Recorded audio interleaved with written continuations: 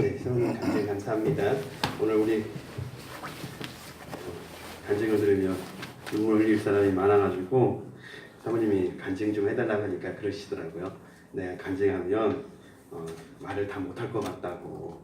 근데 아닌 게 아니라 말을 좀 잘 다 못하셨어요. 그래서 적어 오신 것만 그냥 읽으시겠다고 하셨는데 그대로 하신 것 같아요. 함께 잠깐 기도하도록 하겠습니다.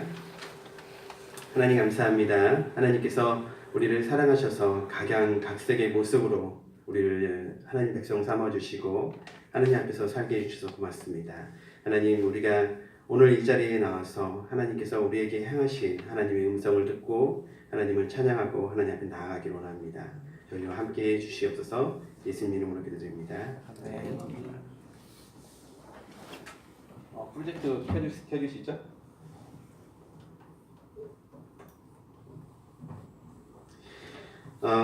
우리가 11월 한 달 동안 행복을 주제로 해서 말씀을 나누고 있습니다. 우리가 이 세상을 사는 이유 뭐라고 말씀드렸죠, 여러분? 행복하기 위해서라고 말씀드렸습니다. 그렇죠? 행복하기 위해서 우리에게 꼭 필요한 조건이 세 가지 있는데 뭐였는지 혹시 기억나십니까요? 자, 기억나시는 분들은 한번 얘기해 보시겠어요? 첫 번째 뭐가 필요하죠?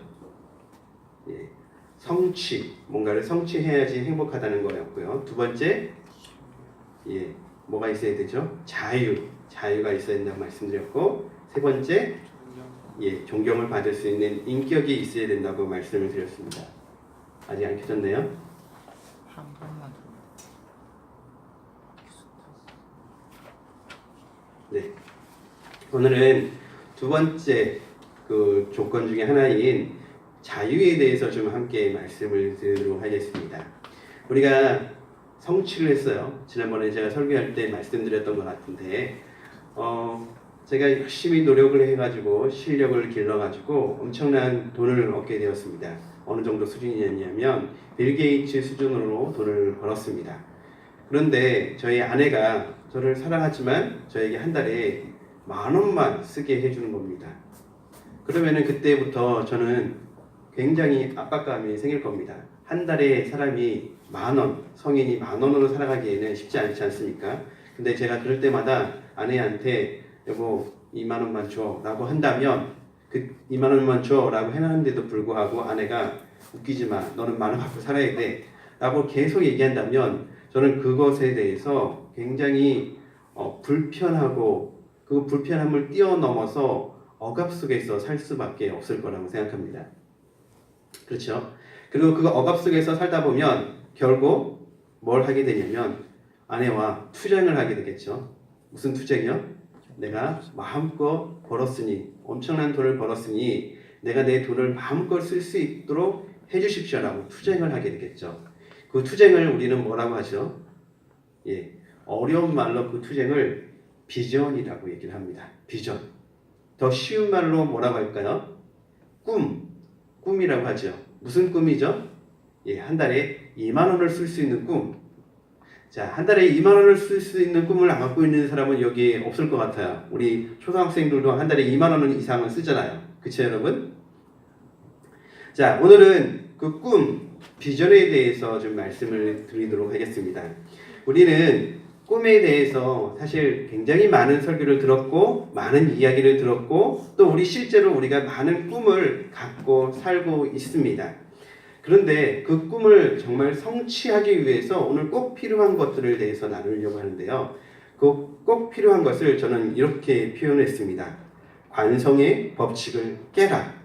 비전을 품은 자는 관성의 법칙을 깨야만이 그 꿈을, 비전을 이룰 수 있다라는 이야기입니다. 자, 여러분, 관성의 법칙 뭘까요?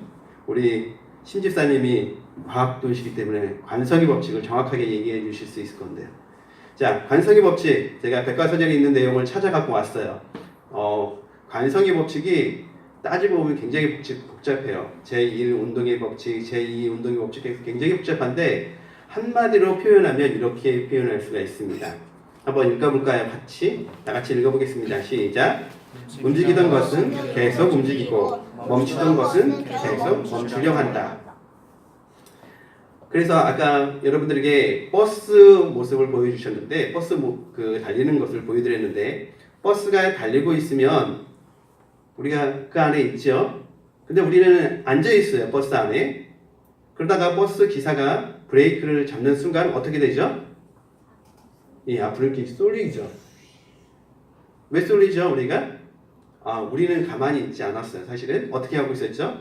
버스를 타고서 움직이고 있었던 거예요. 그런데 브레이크라는 저항을 받는 순간 이렇게 쏠리는 거잖아요. 그래서 우리가 브레이크 손잡이도 잡고 이렇게 하죠. 이런 것을 관성의 법칙이라고 합니다. 그런데 이 관성의 법칙은 사람마다 굉장히 다양한데 내게 꿈이 있다고 해가지고 그 꿈을 실현하기 위해서는 이 관성의 법칙을 깨지 않으면 꿈을 실현할 수가 없습니다. 자, 여러분, 제가 어떤 꿈이 있냐면 예를 들어서 그림 그리는 꿈이 있다고 이야기를 해보겠습니다. 그림 그리는 걸 좋아하고 그림을 잘 그리고 싶어요. 그러면 제가 해야 할 여러 가지가 있겠지만 크게 두 가지를 해야 되죠. 첫 번째 뭘 해야 되죠? 제가 그림 그릴 그 대상을 관찰하고 그림을 많이 봐야 되죠. 그렇죠? 그러면 그 다음에 두 번째로 뭘 해야 될까요? 많이 보면 될까요? 그림을 잘 그릴까요? 예, 두 번째는 그려야 되죠. 그려야지 그 그림을 잘 볼 수가 있죠. 근데 여러분, 둘 중에서 어떤 것이 더 중요합니까? 잘 보는 것이 중요합니까? 잘 그리는 것이 중요합니까? 네? 잘 그리는 거요? 정말 확신하십니까? 네, 잘 그리고요. 예. 잘 그리기 위해서는 잘 볼 줄 알아야지 잘 그릴 수 있죠. 근데 나는 되게 굉장히 뛰어나게 잘 볼 줄 아는 눈이 있어요. 근데 잘 그릴 줄 아는 능력이 없어요. 그럴 수 있을까요? 그럴 수도 있긴 하겠죠. 하지만 아주 특별한 사람을 제외하고는 잘 보는 사람이 그림을 잘 그릴 수가 있어요. 그래서 내가 그림을 잘 못 그린다. 예, 잘 안 보고 있다는 뜻도 포함된다고 얘기할 수가 있습니다. 물론 저희 세진이가 아니라고 고개를 젓고 있는데 그럴 수도 있긴 하겠죠. 예외는 얼마든지 있을 수가 있으니까요. 그렇죠? 제가 북극에 가려고 합니다. 북극에 가려고 하면 뭘 보고 가면 정확하게 북극에 도달할 수 있을까요? 예, 나침판을 보면 되겠죠. 그렇죠? 나침판 얘기하려고 했어요. 미안해요. 자, 나침판이 없다고 친다면 우리가 북극에 가는 가장 좋은 방법은 어떤 방법이 있을까요? 예, 여기 그림이 있죠. 북두칠성을 봐야 되는 게 아니라 북극성을 봐야 돼요. 그렇죠? 북극성이 반짝이는 거, 북두칠성과 카시오페아의 중간에 있는 저 북극성을 보고 가면 사실 북극에 도달할 수가 있어요. 이론적으로요. 그렇죠, 여러분? 근데 북극에 갈 수 있는데 우리가 저 북극성만 보고 달린다면 어떻게 될까요? 언젠간 죽어요. 왜 죽을까요? 정답이에요. 멀리 있어서. 네? 너무 멀리 있잖아요, 남극이. 네, 맞아요. 멀리 있어서 가다가 힘들어서 죽어요. 또 가다가 힘들어서 어떻게 될 수도 있어요. 죽을 수도 있어요. 왜 죽을 수 있을까요? 이 세상이 땅이 다 평평하지 않잖아요. 땅에는 뭐가 있어요? 올라가는 길도 있고 내려가는 길도 있고 또 웅덩이도 있고 돌도 있어요. 그래서 북극만 보고 가다 보면 넘어지기가 아주 쉬워요. 그렇죠? 우리가 앞만 보고 가다 보면 넘어질 수밖에 없어요. 지극히 정상적이죠. 앞만 보고 가다 보면 앞만 보고 가는 것이 굉장히 좋은 것처럼 우리가 늘 얘기하지만 앞만 보고 가다면 넘어져요. 그렇기 때문에 북극에 가기 위해서는 두 가지 조건이 채워져야 되죠. 물론 다른 것들도 채워지지만 최소한 두 가지가 돼야 되죠. 북극성을 정확하게 알고 북극성을 볼 수 있어야 되고 또 밑에 바닥을 보면서 넘어지지 않고 걸어갈 수가 있어야 되죠. 그리고 우리가 주한이가 얘기한 것처럼 쉬면서 먹으면서 가야지 갈 수가 있겠죠. 그렇죠, 여러분? 자, 우리가 꿈꾸는 꿈을 우리는 저는 북극성이라고 불렀어요.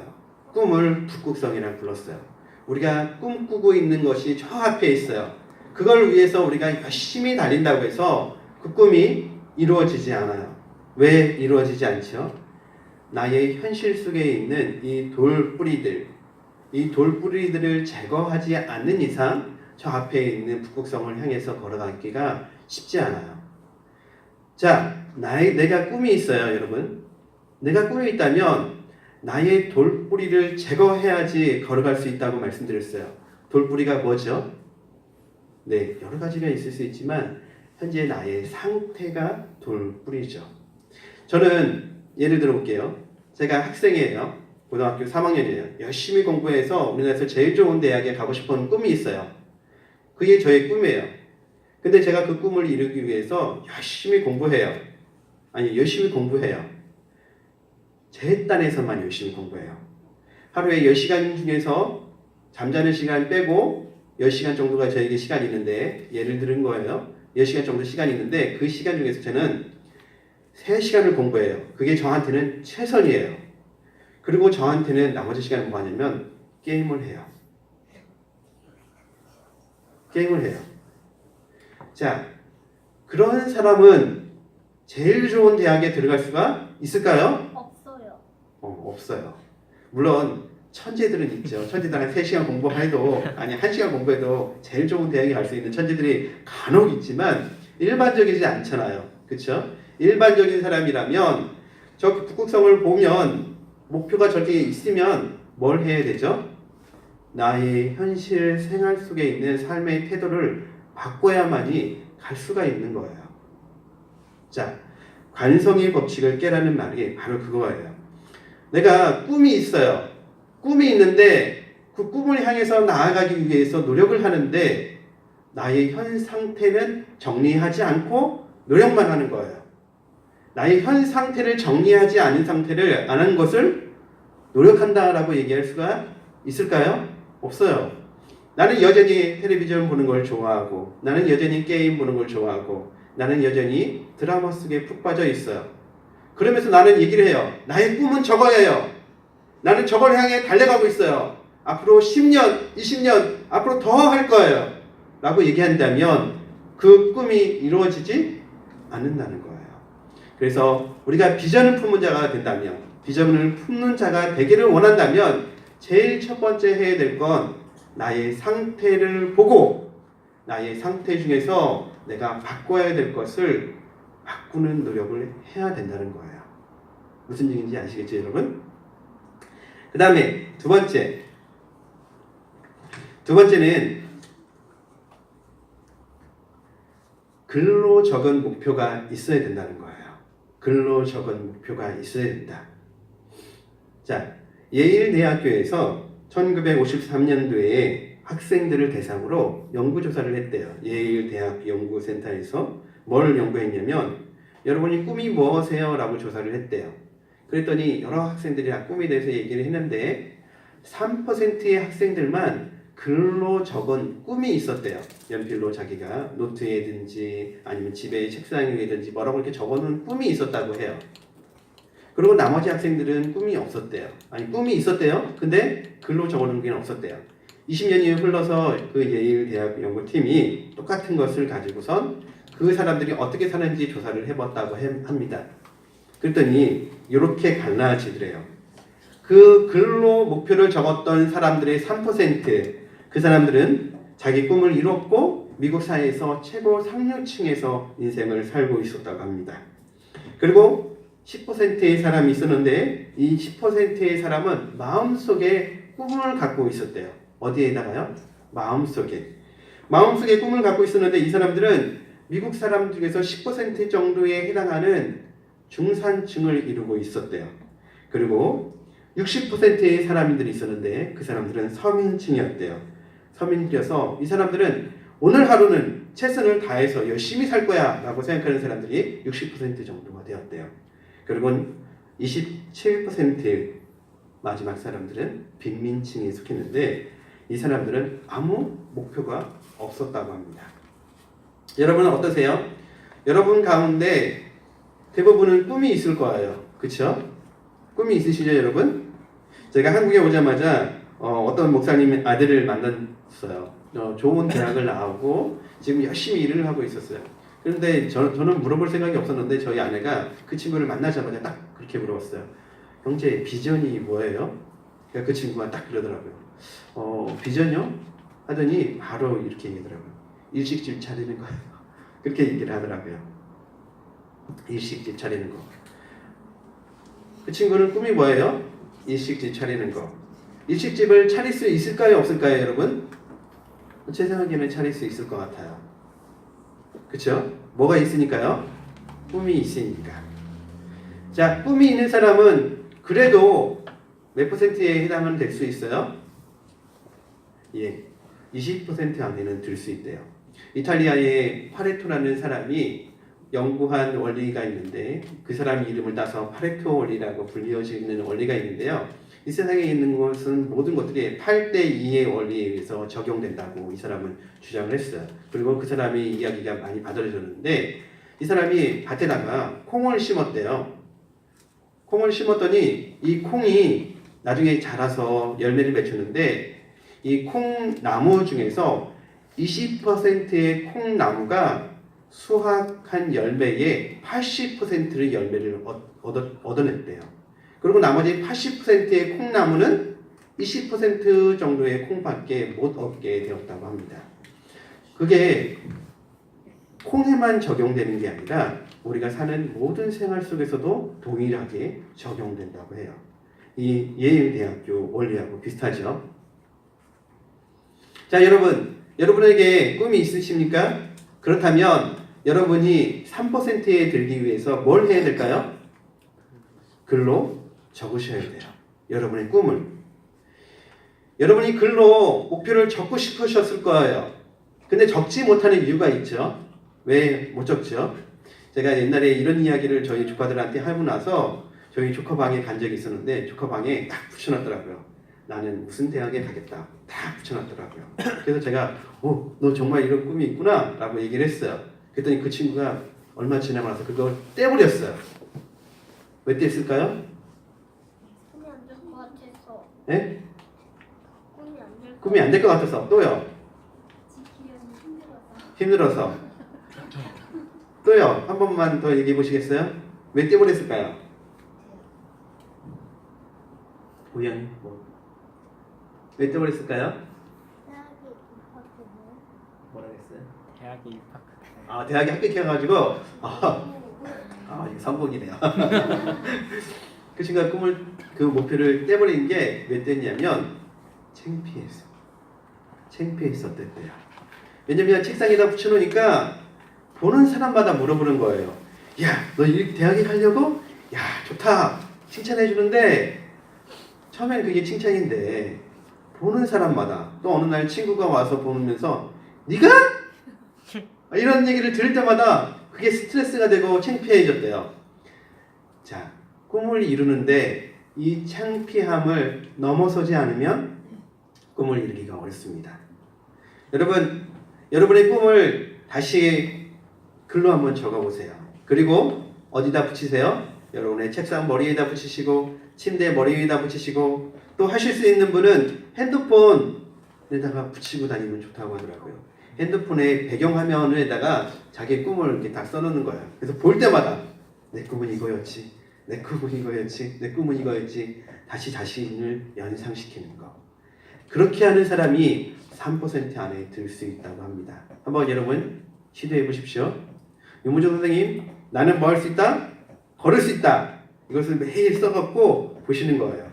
나는 걸을 수 있다. 아멘. 나는 걸을 수 있다. 아멘. 아셨죠? 네. 자, 세 번째. 비전을 갖는 품은 사람은 절대 가치를 품어야 된다고 합니다. 절대 가치. 우리가 갖고 있는 것 중에서 가치하면 상대 가치와 절대 가치가 있어요. 제가 꿈이 있는데 그 꿈을 실현하기 위해서 예를 들어 말씀드리는 겁니다. 꿈을 실현하기 위해서는 매일매일 텔레비전을 봐요. 꿈을 실현하기 위해서 매일매일 텔레비전을 봐요. 자, 그러면은 저는 꿈을 실현할 수 있을까요? 없을까요? 있어요. 꿈을 실현하기 위해서 텔레비전을 봐요. 꿈을 실현할 수가 있을까요? 없을까요? 있어요. 왜요? 영화 배우가 꿈인가 보죠. 그렇죠. 꿈이 영화 배우라든지 또는 방송국 PD라든지 아니면 극 작가라든지 이런 사람들이 성공하는 방법은 그 텔레비전을 봐야죠. 텔레비전이 보면서 어떻게 할 때 사람들이 좋아하고 어떻게 할 때 싫어하는지를 알면 가능하죠. 근데 제 꿈이 좋은 대학에 가는 거예요. 그렇다면 매일매일 텔레비전을 보면 갈 수 있어요? 네. 아니죠. 이런 꿈을, 이런 가치를 우리는 상대 가치라고 해요. 상대 가치. 제가 축구를 하고 싶어요. 근데 탁구도 치고 싶어요. 축구를 하는 게 옳을까요? 탁구를 치는 게 옳을까요? 탁구요. 탁구. 예, 떠올라요. 꿈이 중요하죠. 어떤 꿈을 꾸느냐, 축구가 중요할 수도 있고 어떤 것을 꾸느냐에 따라서 탁구가 중요할 수도 있어요. 그렇죠, 여러분? 어떤 꿈이냐에 따라서 이런 것을 상대 가치라고 얘기해요. 자, 절대 가치란 뭐냐면 절대로 변하지 않는 거. 예를 들면 이런 거죠. 우리가 부모님을 사랑해야 돼요. 그렇게 생각하세요, 여러분? 네. 네, 부모님을 사랑하는 거 이건 절대 가치예요.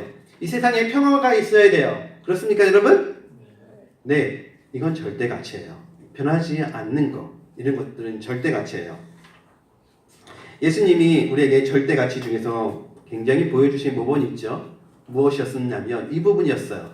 예수님이 십자가에 달리시기 전날 예수님은 올리브가 있는 산에 올라가셨어요. 올리브 산에 올라가셔서 기도를 하셨어요. 뭐라고 기도하셨냐면 이렇게 기도하셨어요. 하나님, 제가 이 세상에 온 목적은 십자가에 달려 죽는 겁니다. 근데 하나님, 죽으려고 하니 정말 저도 두렵고 무섭고 싫습니다. 아, 제가 사람이 되보니 죽는다는 것이 얼마나 힘든 건지 정말 너무너무 싫습니다. 예수님이 무슨 마음이죠? 인간적인 마음이었어요. 성경에 보면 예수님이 땀이 피가 되도록 기도하셨다, 흘리셨다라고 써여 있어요. 예수님이 그렇게 기도를 하셨어요. 근데 예수님이 어떻게 했지, 여러분? 하지만 하나님, 저의 마음대로가 아니라 하나님이 원하시는 대로 할게요. 하나님이 원하시는 대로 할게요. 그렇게 하고서 예수님이 그 다음날 어떻게 하셨어요? 어떻게 하셨죠? 십자가에 달려서 돌아가셨어요. 그래서 여러분과 제가 여기에 앉아 있는 거 아니겠습니까? 위대한 사람들은 이렇게 절대 가치의 목표를 두고 꿈을 두고 사는 거예요. 위대한 사람들은요. 자, 비전이라고 얘기할 때 비전, 아까 제가 꿈 말씀드렸는데 여기서 좀 정의를 내려볼게요. 꿈이란 뭐냐면 나 개인만의 이익이 아니라 모든 사람들이 원하는 것, 그것이 진정한 꿈이고 진정한 비전이에요. 나 개인만을 위한 것, 그게 꿈이 될 수가 없고 그게 비전이 될 수가 없어요. 아까 제가 목사님 아들 어떤 청년이 이야기를 했는데 그 청년이 뭐 하고 싶다고 했죠? 일식집 차리고 싶다고 했어요. 일식집 차리는 게 비전이 될 수 없어요. 왜요? 한 개인만의 꿈이니까. 한 개인만의 꿈이니까. 우리가 위대한 히틀러를 알고 있어요. 왜 위대해요? 대단한 일을 하긴 했잖아요. 히틀러가 2차 세계대전을 일으킨 사람이니까. 히틀러가 뭐라고 했는지 여러분 기억나세요? 예, 우리 아리안족이, 우리 게르만족이 전 세계를 다스리면 전 세계가 평화가 올 거고 전 세계가 깨끗해질 거다. 뭘 가졌어요? 비전을 가졌어요. 그리고서 그 비전을 독일 국민들에게 선포했어요. 독일 국민들이 그 비전을 어떻게 했을까요, 여러분? 어떻게 했어요? 우리가 알고 있는 것처럼 그걸 마음에 받아들이고 동의했어요. 그러면서 히틀러가 갑시다! 하니까 모든 사람들이 뭐라 했어요? 동의해요. 합의해요. 하고 같이 갈았어요. 그러나서 세상은 2차 세계대전이 일어났어요. 히틀러의 그 꿈이 좋은 꿈이었습니까? 좋은 비전이었습니까? 우리는 좋은 꿈이라고 얘기하지 않고 좋은 비전이라고 이야기하지 않습니다. 그렇죠, 여러분? 그래서 오늘날 독일 사람들은 히틀러 얘기하는 걸 제일 창피하게 생각해요. 그래서 히틀러의 히자만 들어도 독일 사람들은 너무너무 싫어해요. 너무너무 창피하게 생각해요. 그 꿈이 독일 국민들도 함께 꾼 꿈이었지만 옳지 않은 꿈이었기 때문에 그래요. 옳지 않은 꿈은 뭐예요? 꿈이 아니에요. 가치가 아니에요.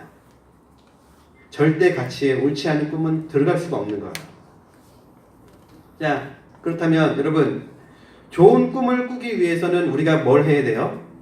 예, 사람들이 원하는 것을 알아차려야 돼요. 자, 제가 좋은 꿈을 꾸기 위해서 우리 이 자리에 앉아있는 모든 분들에게 한 분씩 물어봐요.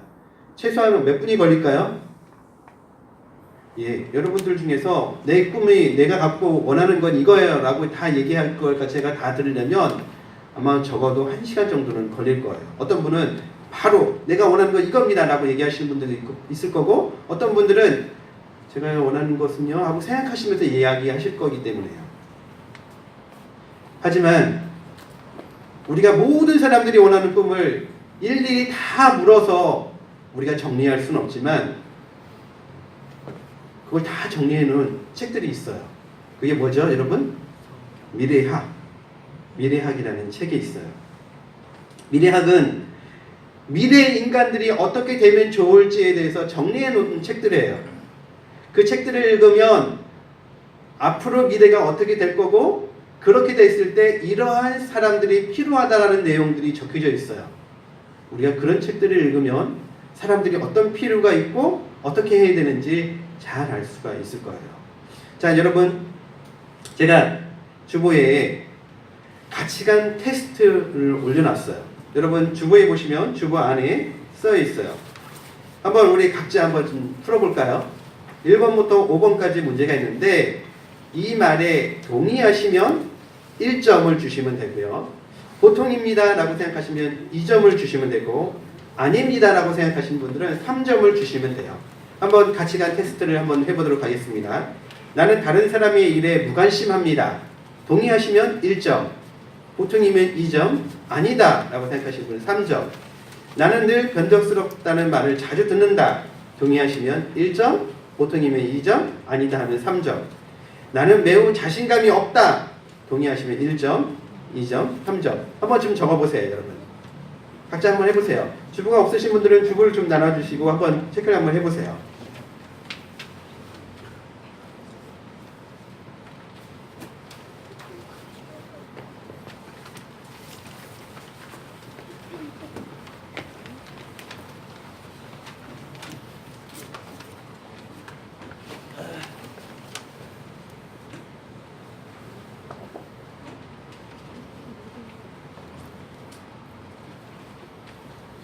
이제 빨리 해봐요. 다 했어요?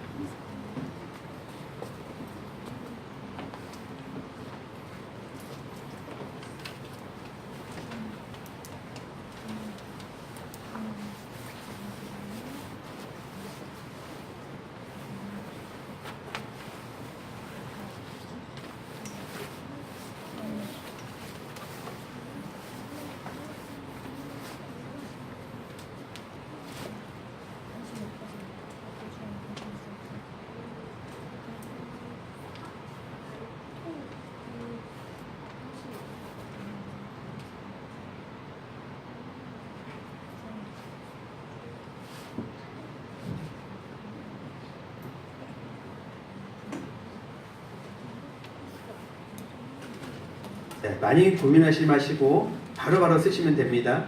고민하시면 정답이 아닐 수가 있어요. 느낀 대로 하셔야지 정답이 나옵니다.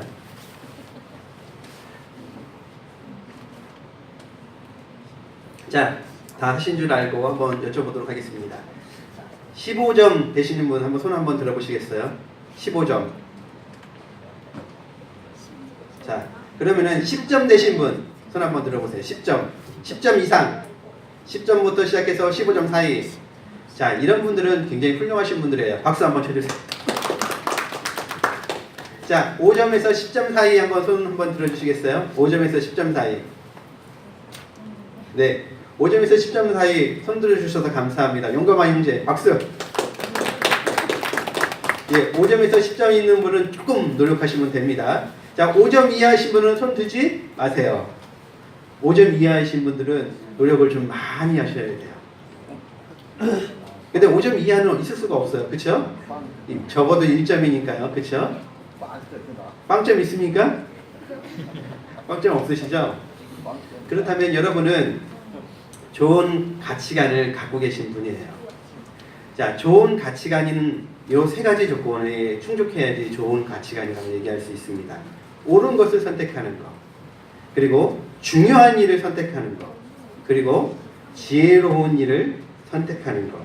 이것이 좋은 가치관입니다. 예를 하나 들어보겠습니다. 미국의 텔레비전 프로그램에서 나왔던 이야기인데 이런 이야기가 있었어요.